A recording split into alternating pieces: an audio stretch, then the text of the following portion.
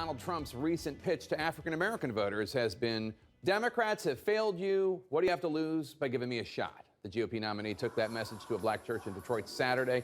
But is the strategy working? Trump's former rival and current campaign advisor, Dr. Ben Carson, is still with us.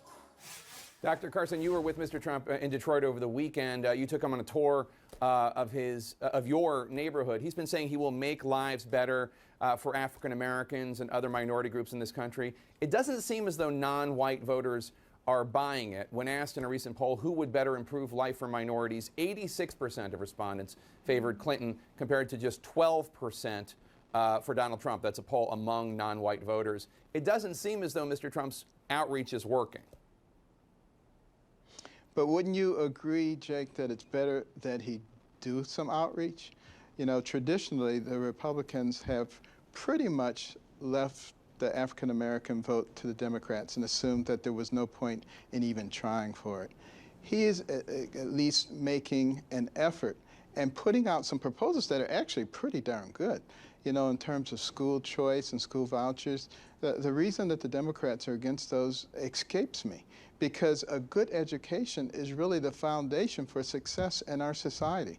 And he's talking about policies that will, you know, create an atmosphere that allow jobs to flourish. That's obviously going to help everybody. I agree that the outreach is great, and it is good for the Republican nominee to be reaching out to communities that don't necessarily historically support Republicans. One thing that I hear all the time when I talk to African American voters is they are resistant to Donald Trump because he led the charge to say that the nation's first African American president was born in Africa and not born in the United States. Obviously, as a factual matter, President Obama was born in the United States. Do you think it's time for Donald Trump to acknowledge that all that birther nonsense was a mistake and to apologize so that African American voters to whom he's reaching out might be more willing to listen to his message? I think that would be a good idea, absolutely. I suggest that on all sides. Let's get all of the, you know, the hate and rancor out of the way so that we can actually discuss the issues. What are the things that will affect the quality of life for Americans, for their children and their grandchildren? You know, we need to be discussing the incredible national debt and what the cost and consequences of that are. We need to be discussing how do we secure our nation, you know, from those who want to destroy us.